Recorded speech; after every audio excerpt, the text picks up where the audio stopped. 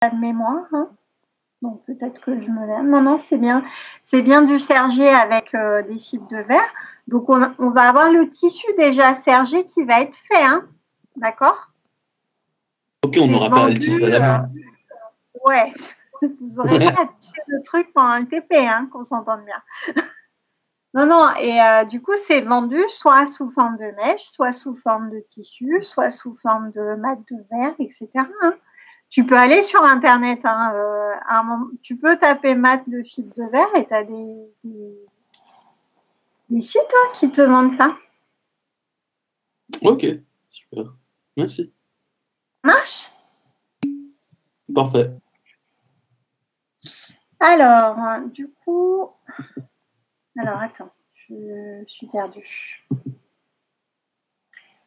Je suis perdue dans le chat et je ne sais pas pourquoi je suis perdue. Ah oui, tout le monde. Alors, du coup, soit on fait un tissu, soit on utilise des fibres, soit... Ouais, c'est ça. En fait, selon l'application, c'est toujours pareil. Selon l'application, on va plus avoir des choses linéaires, monodimensionnelles. Soit on fait un tissu, soit on fait un mat de fibre de verre et on regarde le composite avec ces renforts-là, sous forme de renforts-là. Ok?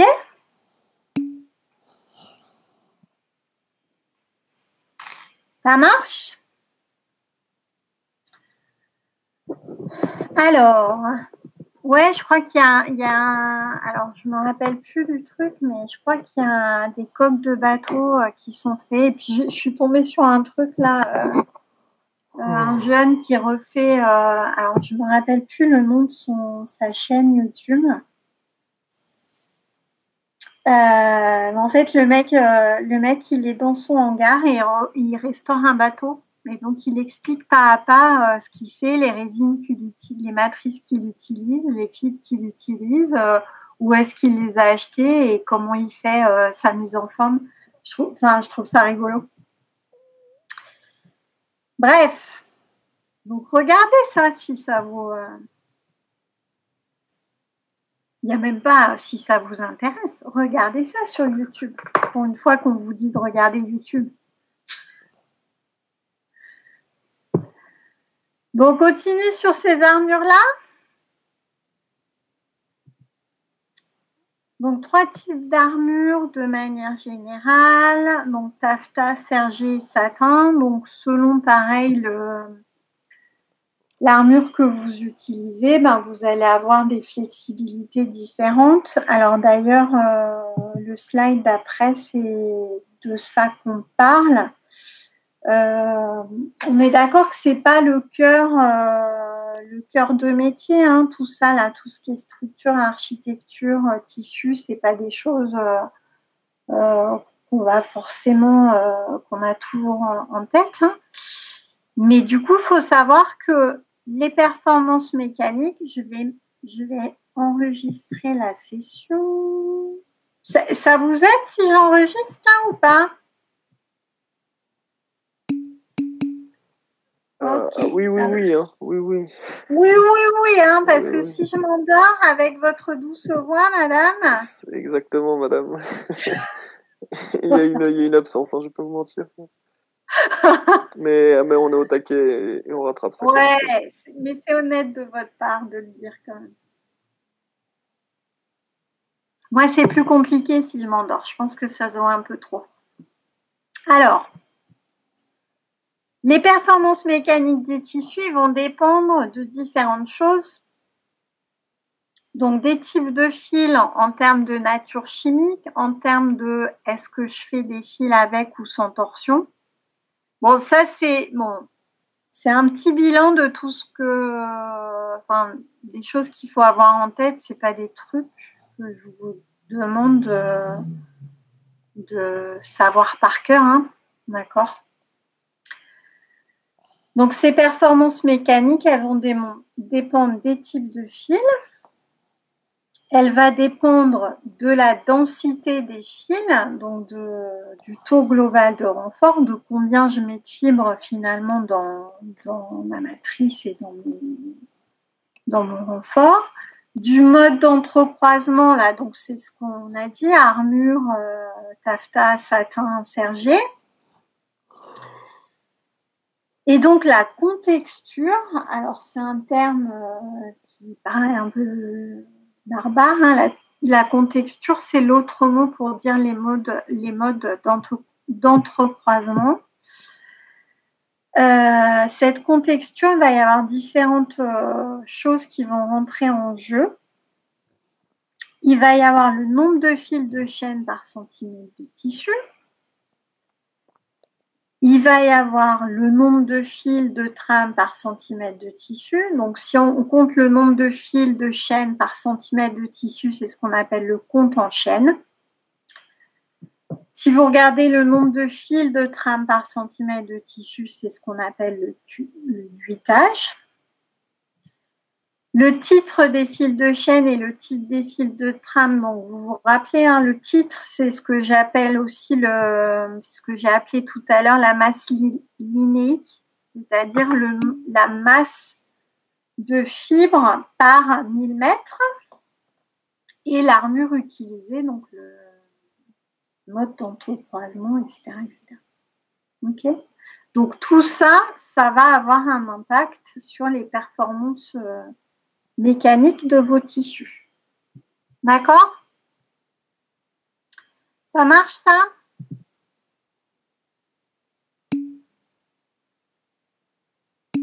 D'accord, ouais, texte, c'est ça, Xavier. Donc, une fois qu'on a un petit peu clarifié ces histoires d'architecture, de structure, d'organisation finalement des fibres, parce que ça revient à une organisation des fibres les unes par rapport aux autres, on va aller un peu plus sur la chimie des choses et sur comment sont... Alors, quand je dis chimie, hein, c'est la composition des fibres et comment je les prépare. Ok? D'ailleurs, je ne vous ai pas demandé, il y en a qui sont clairement identifiés composites, là, dans les missions d'apprentissage? Ou pas?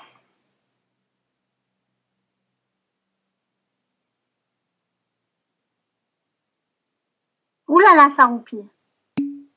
Allô, allô. Personne bosse sur des... Ok. Personne. Ah, textile, quand même, ça devrait être... Ah ben, Gab, il dort peut-être. Ah ben, renvoyez-vous à la balle, les gars. Toi, Danu? D'accord. Et Gab, il... Non, il dort pas, il m'a répondu. Michelin. Elle botte... Non,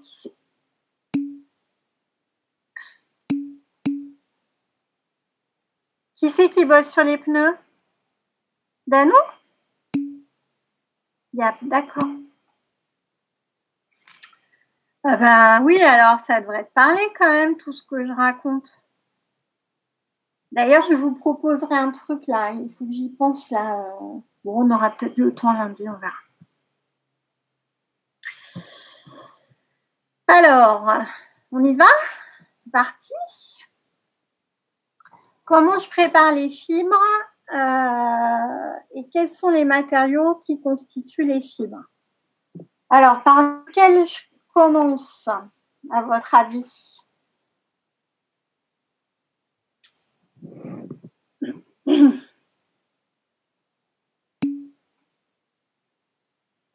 Eh ben non.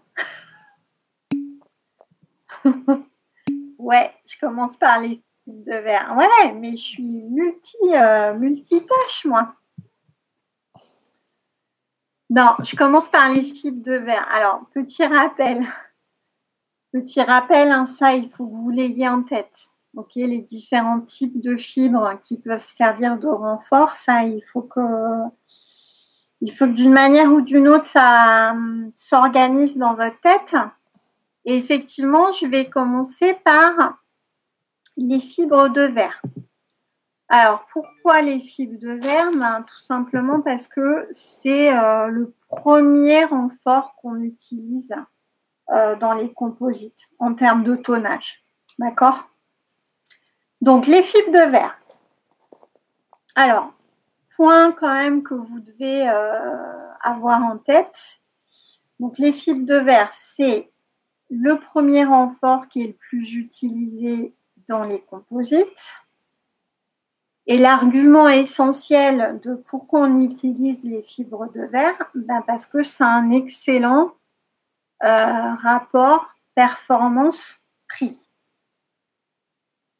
D'accord?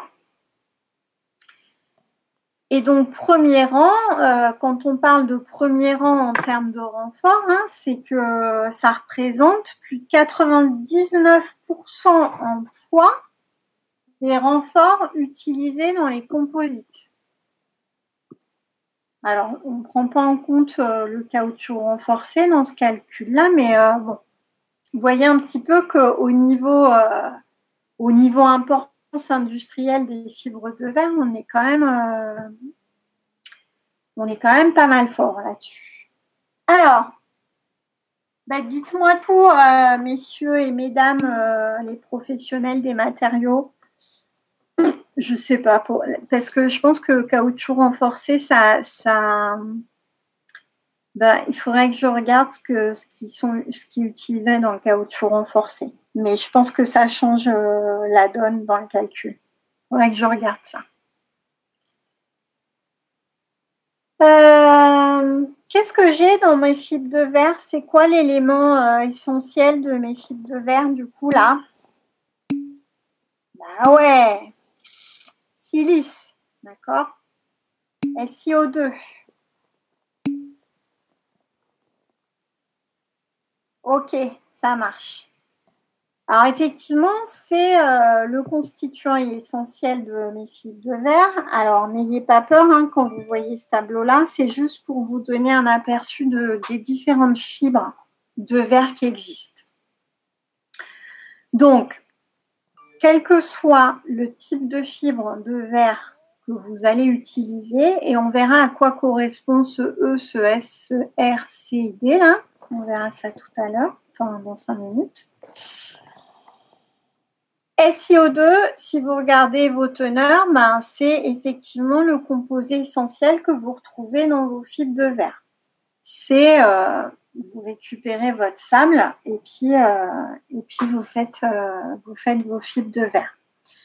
Par contre, il y a quand même un petit souci sur ces histoires de silice, hein, c'est que la température de fusion de la silice, c'est 1750 degrés. Je ne sais pas si c'est un truc que vous aviez en tête, mais en gros, pour faire fondre la silice, il faut quand même des fours assez balèzes. Ouais. Donc, au niveau de la mise en œuvre, ça ne va pas être juste, je prends ma silice, je chauffe, je fais ma fibre. Parce que là, pour le coup, il risque d'y avoir des soucis. Alors, d'accord, donc on ne peut pas simplement prendre la silice, le faire fondre et le passer dans une filière. Donc, c'est pour ça que on a ces compositions-là et notamment, si vous regardez, hein, donc ok, SiO2, on l'a bien en tête. On a aussi de l'alumine. Alors, l'alumine, il est là pour stabiliser la structure du verre et pour modifier les propriétés physiques. On a possiblement également de l'oxyde de calcium, oxyde de magnésium. Et donc, l'oxyde de bore est là pour permettre le passage de la température de fusion de la silice pure est à 1750. Le fait de rajouter des oxydes de bore fait que vous diminuez la température de fusion à 1200 degrés. D'accord ? Vous avez des oxydes de fer, du dioxyde de titane, l'oxyde de sodium, l'oxyde de potassium. Donc, ils sont tous là pour des raisons bien particulières et on verra un petit peu l'utilité de ces différents oxydes dans les propriétés des fibres de verre. OK? Donc, eh bien justement, j'y arrive, Marina. En fait, ça va être les applications que vous allez pouvoir avoir avec ces différentes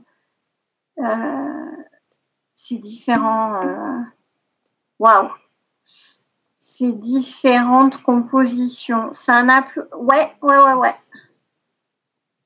Alors justement, je vais arriver à la formulation des verres. On a des normes assez strictes sur les compositions.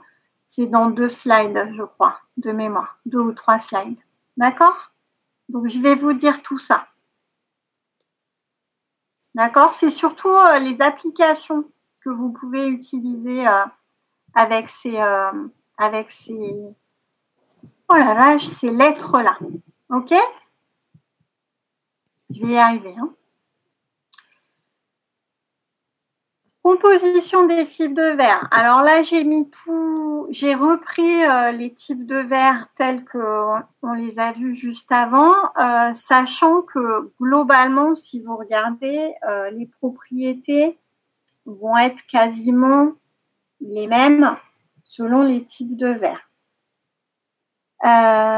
Première chose peut-être à retenir ou à avoir un petit peu en tête sur ces histoires de renfort et de fibres, hein, n'oubliez pas, je vous ai dit, propriété recherchée des renforts, souvent c'est diminuer la masse volumique, d'accord? Donc diminuer la densité. Ayez en tête que pour les fibres de verre, on est sur une densité de 2 à 2,5. D'accord? Résistance à la rupture, on est dans un ordre de grandeur qui est de 2 à 3 gigapascales. Le module Young, 50 à 87 gigapascales. Et une déformation à la rupture de 4 à 5%. Vous vous rappelez à quoi ça correspond tout ça là?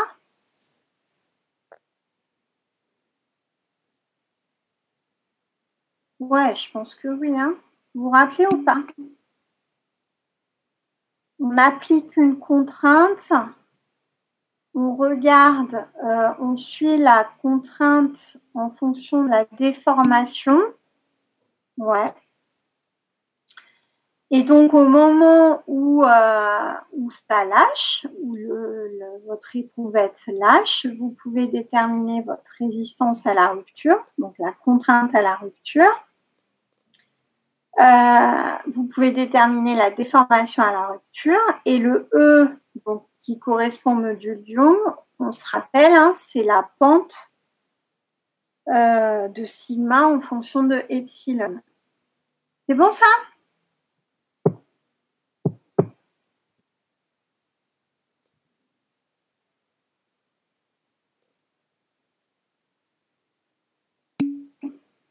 Ok.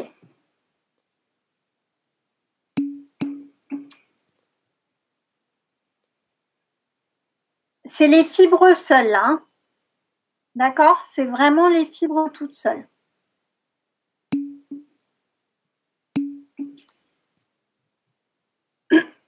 Et donc, à quoi correspond ce E, ce D, ce A, ce C, etc. Donc, c'est ce que disait ou demandait Momo tout à l'heure, c'est est-ce que ça correspond à des normes ou pas? Oui. Ça correspond à des normes internationales. Alors, le nom officiel que je ne connais pas par cœur, hein, c'est celui-là, ASTM-D 578. Et globalement, à partir du moment où vous savez quel type de verre vous avez, E, D, A, C, R, AR, etc., on va les prendre un petit peu les unes après les autres. On va avoir des propriétés générales. D'accord? Et donc, globalement, Pour les fibres de verre qu'on utilise en tant que fibre de renforcement, comme renfort, c'est les fibres de type E. D'accord? Et ça, c'est plus de 95% du marché mondial des fibres. D'accord? Donc ça, on va un petit peu plus détailler juste derrière.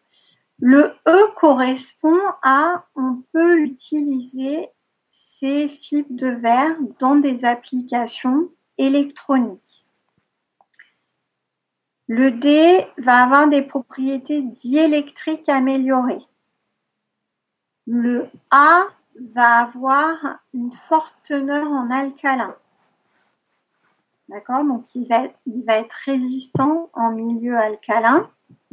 Le C, par contre, va être plus résistant en milieu acide. Alors, excepté l'acide HF, vous connaissez cet acide-là hydrofluorique? Oui. Il fait quoi, ce truc-là? Ouais. On est d'accord, hein? Ça bouffe les os. Exact. Eh, Loïc, on parle le même langage. Ça marche. Ok. Donc ça, effectivement, enfin, si on pouvait même l'éviter de manière systématique, ce serait bien. J'espère que dans vos labos, vous n'avez pas ça. Hein. Dites-moi que vous n'avez pas ça. Oh purée. Mon Dieu. Mon Dieu, mon Dieu. Ça traverse les gants, hein, je veux dire, ça traverse les gants, ça. Enfin, c'est pas grave. N'allons pas sur ce terrain-là. Ça va me mettre.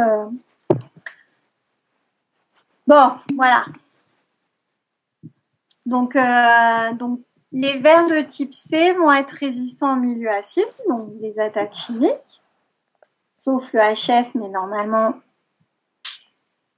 ça ne devrait plus être existé. On a aussi donc tout ce qui est R, S, machin. Donc là, c'est des fibres qui ont une haute résistance mécanique. Donc, on va voir un petit peu comment on arrive à faire ça. Et on a les fibres de type AR qui, eux, sont résistants autant au milieu acide qu'au milieu basique. Donc, en fait, toujours pareil, hein, selon les applications que vous avez, bah, vous allez plus aller vers du fibre E ou de la fibre de verre C, A, etc. etc. D'accord? Donc, les verres, donc les fibres de verre de type E, c'est les fibres historiques, on va dire, c'est 95%, hein, je vous l'ai dit tout à l'heure, 95% des fibres de verre sont de type E dans les composites. C'est les renforts par excellence.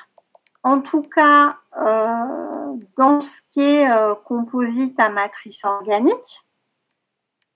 D'accord? Et plus vous avez de bore dans vos fibres de verre, donc de l'oxyde de bore, c'est pas du bore, hein, c'est de l'oxyde de bore, plus ça va être cher. D'accord? Donc, forcément, plus vous avez de bord, plus vous êtes dans des applications qui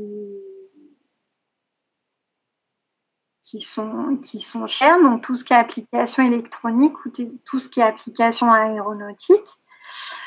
Globalement, dans ce qui est application de renfort classique, on va être sur des teneurs en oxyde de bore inférieures à 5% en masse. D'accord? Les fibres de verre de type A, donc c'est tout ce qui va nous permettre de faire du verre plat, donc tout ce qui est dans les bâtiments, tout ce qui est dans les automobiles, ou alors le verre de bouteille. si vous regardez la composition de ces verres A, ils vont être concentrés en alcalin. Donc, on va être sur des teneurs qui vont être à plus de 12% en masse dans ces verres de type A. Ils ont une résistance en milieu aqueux qui sont moins fortes que pour les verres de type E. Par contre, comme il n'y a pas de bord, ben, ils sont moins chers.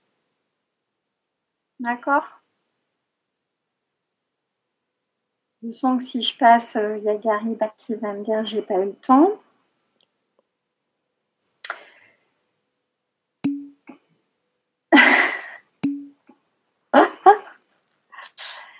Donc, retenez bien hein, que globalement, c'est la fibre, les fibres de verre de type E qu'on va utiliser de manière presque systématique en tant que renfort.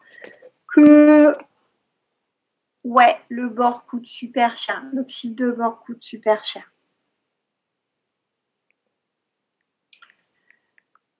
Alors, super cher, tout est relatif. Hein. On fera des trucs où vous aurez des petits ordres de grandeur, des prix des différents renforts. On verra ça en TD. Ça me fait penser qu'il faut qu'ils mettent ça sur eCampus ou... Ouais. Tous les documents, je vais les mettre... Alors, attendez, parce que je ne sais plus... Tous les documents, je vais les mettre. Elle les met où, Madame Benneveau, ces documents de cours? Vous savez ça? Elle l'a mis dans sa session perso, là, ou elle l'a mis sur la session UE Composite? D'accord. Dans le cours M1 Global, M1 AFI, là?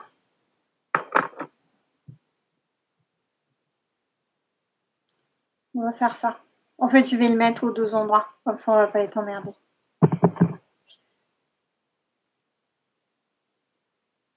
Ok. Ça marche? C'est bon, les filles? Danou? Yariba? C'est bon? Yes.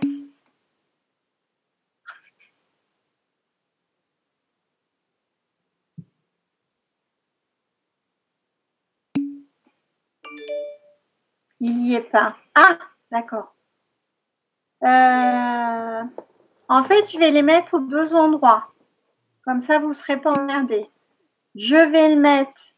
Elle envoie par mail? D'accord. Vous voulez que j'envoie par mail?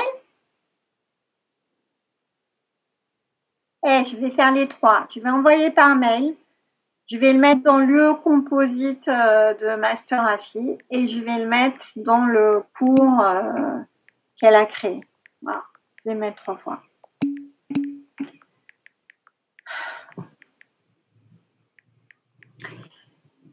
On est bon? C'est bon, Gariba? Super. Donc, vers E, vers A. Après, on a vers C. Alors, le vers C, c'est pour la résistance chimique. Donc, résistance en milieu acide. Donc, là aussi, on a plus de 12% en masse en alcalin. On a 65% de silice. Et donc, si on fait ça, alors je ne vais pas passer sur le tableau, mais globalement, je l'ai là, mon tableau. La différence, c'est qu'on a moins d'alumine que dans le verre E et on a de l'oxyde de sodium. Et c'est surtout l'alumine qui fait que vous n'avez pas trop de résistance en milieu acide. Donc, le fait de diminuer cette proportion-là et d'augmenter la proportion en silice fait que vous êtes beaucoup plus résistant au milieu acide. Après, on a ce qu'on appelle les verres de spécialité qui, donc, eux ont de fortes performances mécaniques. Donc, on a une forte teneur en silice, une forte teneur en alumine, mais par contre, on n'a pas de bore. Et donc, qui dit pas de bore, on se rappelle pourquoi il est là, l'oxyde de bore? Ouais. Si on n'a pas de bore, le bore, il est là pour baisser n'importe quoi. Si on ne met pas de bord, on n'arrive pas à baisser la température de fusion de la silice. D'accord? Donc, qui dit pas de bord, qui dit température de fusion trop haute, et donc élaboration et formation des fibres difficiles. Et donc, ça coûte plus cher. Plus cher. Alors,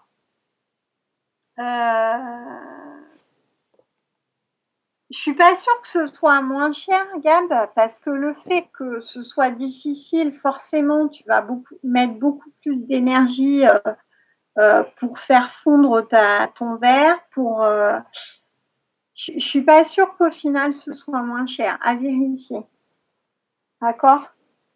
Surtout qu'il a quand même des meilleures propriétés mécaniques. Donc, à mon avis, tu le payes, hein, ça. D'accord?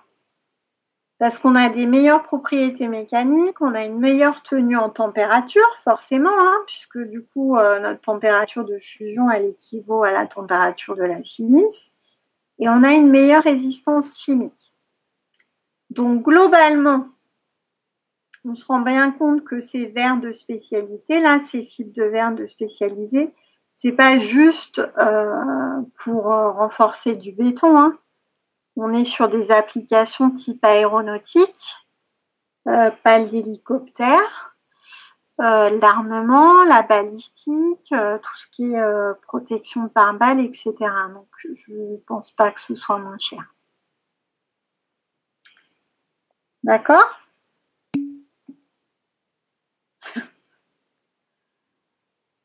Après, on a les verres AR, on a les verres, alors AR pour Alkali Resistant, et c'est généralement ces fibres de verre-là que vous mettez dans le ciment.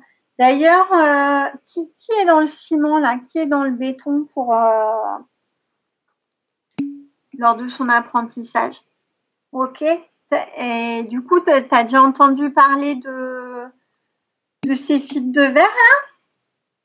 Bah, Danu, elle fait pas tout, hein? Si? T'étais dans le ciment et tu n'y es plus?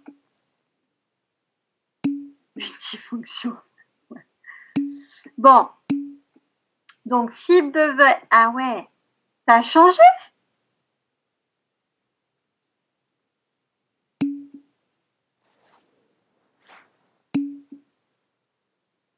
Ah oui, d'accord. Ok, ça marche.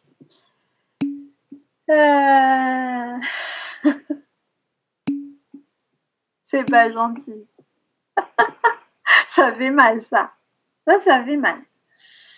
Carton rouge, mademoiselle Tara, madame Tara. Donc, renforcement du ciment. Ça va être des fibres de verre de type résistance alcalin. Quand on a besoin d'applications électroniques à très haute performance, on va avoir des applications diélectriques. Et par contre, quand on n'en a pas besoin, on prend des verres LD. Bon, tout ça pour vous dire que selon la composition et selon les applications que vous cherchez, que vous visez, vous n'allez pas utiliser des verres avec des fibres de verre. Ah, des bétons avec des... Eh bien, justement, j'aimerais bien être sûre de ce que je raconte là. Ok, donc on regardera ça peut-être en TD1. D'accord. Alors, ouais, ça je savais, Loïc, les fibres d'alu, mais enfin, je sais pas. Je sais pas là, il faut que je creuse un peu. On creusera ensemble. Ok? Comment vous feriez pour fabriquer des fibres de verre, vous? Bon, il y a une partie où c'est dit là, mais eh ben non, on taille pas dedans. Ouais, exactement. Et ça, alors par contre, moi, ça, je l'ai vu quand je suis allée à Saint-Gobain-Isovert, là, dans le, je sais plus où c'est, là, dans le, alors c'est pas Picardie, je crois, dans l'Oise, enfin, je sais pas, par là. En fait, vous avez des fours énormes. Alors, c'est laine de verre, d'accord? C'était laine de verre, parce que Saint-Gobain-Isovert, finalement, ouais, c'est exactement ça. La barbe à papa. Isovert, c'est vraiment la laine de verre, finalement. Ouais. Et donc, du coup, on chauffe ça énormément. On a, comme le dit Loïc, les assiettes de fibrage. Et en fait, vous avez le verre qui coule super chaud. Et en fait, le fait de tourner là, un disque avec des trous, ben, finalement, vous avez vos fibres de verre là qui coulent et qui sont coupées pour faire la laine de verre. D'accord? Si on veut faire des fibres de verre, ben, on ne coupe pas, d'accord? On fond.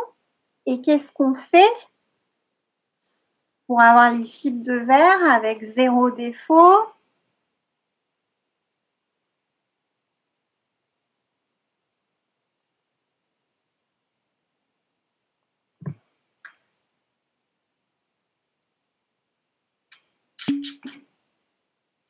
Enzymage, ouais, on va faire de l'enzymage, mais en fait, on va surtout chauffer et tirer dessus. D'accord? On va vraiment tirer on va faire une filière, on va voir après, et on va étirer les filaments qui sont formés. D'accord? Donc, les premiers qu'on fait ça, donc ça date quand même des années 19.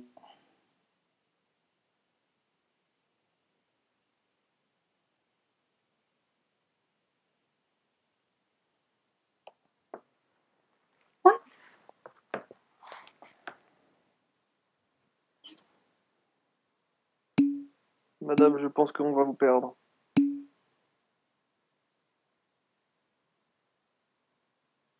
Pas de torsion. Mais si on y a une rotation et qu'on tire cette fibre, il y aura forcément une torsion dans nos fibres.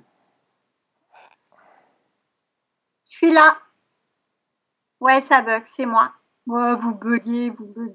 Non, mon ordinateur bug. Ma connexion bug. Xavier, je t'écoute.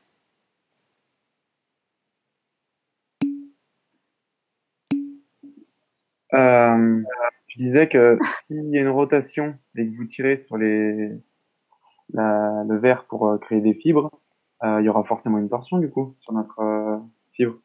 Ouais, mais du coup, pour faire des fibres de verre, tu n'as pas cette assiette là comme disait Loïc. Tu n'as pas l'assiette de fibrage. D'accord? Parce que ça te met une torsion, c'est sûr. D'accord? Là, tu fais couler et tu étires. Ça marche. Non, c'est juste ma connexion qui est merdique, hein, ne vous inquiétez pas. Il n'y a pas de grosses bêtises de dites. Alors, année 1930, donc on prend le verre fondu, on le file à travers une filière et on tire dessus. Donc, en fait, en sortie de filière, vous êtes à 1-2 mm de diamètre et en sortie de votre étirement, vous êtes à 5-15 microns de diamètre. D'accord?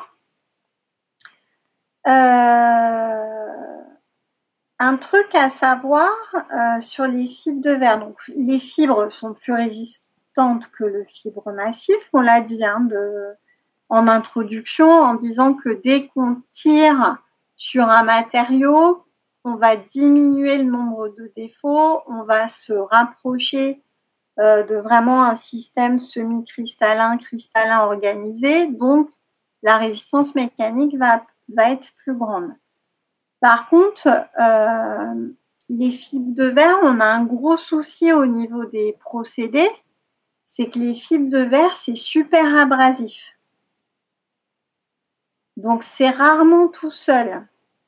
Les fibres de verre nues, comme on dit, c'est très rare. D'accord? Généralement, c'est pour ça qu'on fait des mats de verre.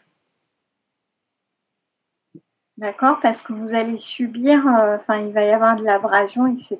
Et vos fils de verre, elles ne vont pas tenir le coup. OK?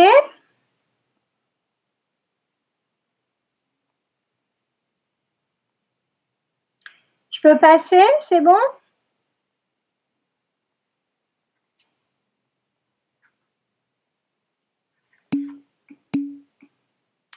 Et donc, ben voilà un petit peu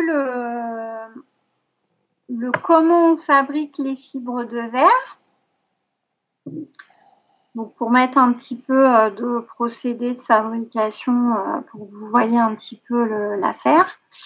Donc, déjà, ben, selon les fibres de verre que vous voulez faire, la composition est différente. Donc, ce que vous faites, c'est déjà préparer votre mélange d'oxyde, oxyde de silicium, calcium, bore, etc., etc. Vous faites votre mélange que vous amenez dans votre four. Généralement, vous êtes à 1500 degrés pour faire fondre votre verre. D'accord? Et ensuite, vous avez une étape donc, de fibrage. Et ce n'est pas étirement, c'est étirage. Donc, pardon, tout à l'heure, je dis étirement, mais en fait, c'est étirage. Donc, vous tirez dessus pour former justement vos fibres.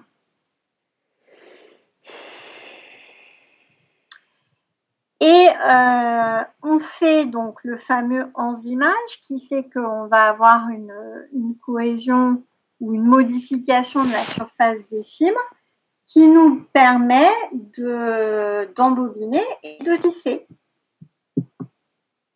OK? Alors, tisser, on va le voir juste après. Hein. Tisser ou faire des mats de verre ou récupérer des fibres courtes, etc. etc. L'idée, c'est bien de se dire que lors de l'étirage, on doit accéder, donc c'est ce qu'on disait tout à l'heure avec Jules, hein, c'est une fibre, c'est de l'ordre du micron. Et après, on a l'association des fibres entre elles qui nous forment les mèches. Ok, Dac? Ça marche?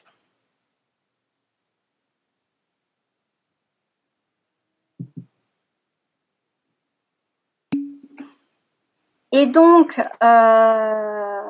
fibre de verre, hein, vous avez tout ça là, vous avez une photo qui représente un petit peu toutes les architectures de fibres de verre que vous avez dans les composites. Donc, on a le modèle simple, fil, stratifil, mèche, comme on en a parlé tout à l'heure.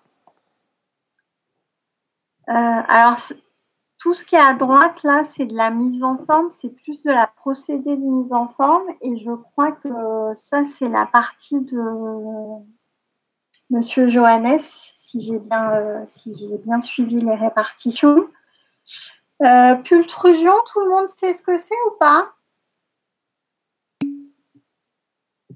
Non? Alors, pultrusion. Alors, est-ce que tout le monde sait ce que c'est que l'extrusion?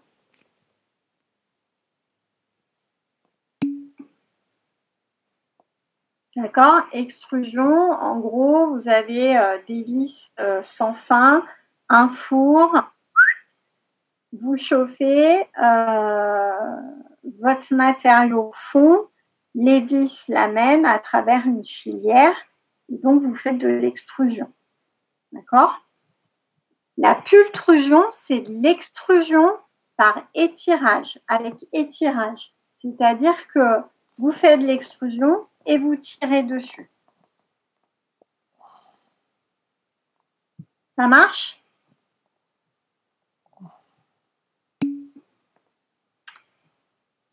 Donc, vos fibres de verre, elles vont être sous la forme de fils. Elles peuvent être sous la forme de mattes de verre. Donc, est-ce qu'on en voit ici? Je ne suis pas sûre que ça ressemble un peu à ça, mais bon, on verra ça en TP de toute manière. Soit sous forme de tissu, donc vraiment bien structuré, soit sous forme même de fils coupés. Pour tout ce qui est laine de verre, hein, c'est des fils coupés.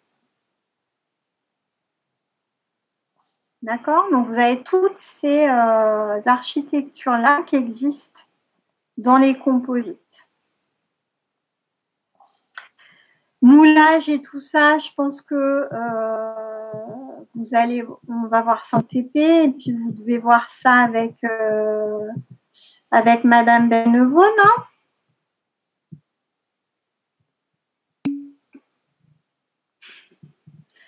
Bientôt, hein, je pense.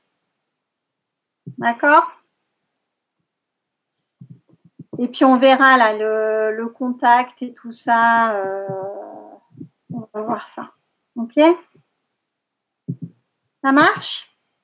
Sur ces fibres de verre là, il y a des questions ou pas?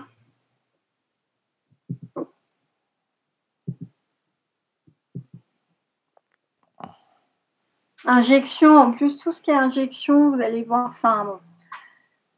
Soit cette année, soit l'année prochaine. Hein, on a une UE procédé de mise en forme.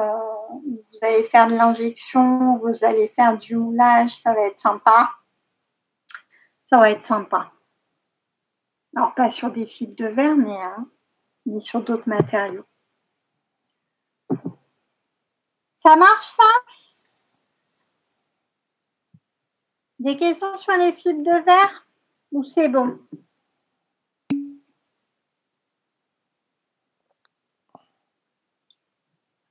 Alors, deuxième renfort de type fibre qui est important, c'est les fibres de carbone. Est-ce que vous savez comment c'est fait, les fibres de carbone? Et quel est l'intérêt des fibres de carbone? Qu'est-ce qui fait qu'on va plus être sur des fibres de carbone que sur des fibres de verre? Alors, la densité, bonne remarque. Est-ce que j'ai ça en tête ou pas? Ouais, la densité est effectivement plus faible. T'as raison, Jules. Donc, plus léger, Tara, ça marche. Et Gab et Xavier ont raison.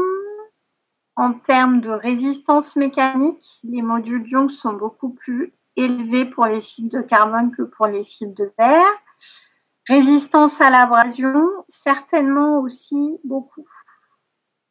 OK? Donc, et comment on les fait, les fibres de carbone? On part de quoi?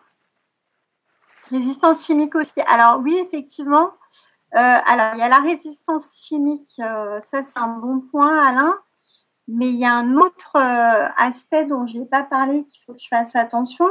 Les fibres de verre, il faut éviter qu'il y ait trop d'eau au moment du stockage.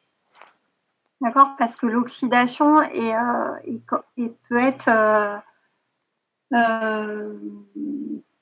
délétère. D'accord. Résistance thermique, alors honnêtement, les fibres de verre, ça tient jusqu'à 1500 degrés, hein, vu le procédé de fabrication.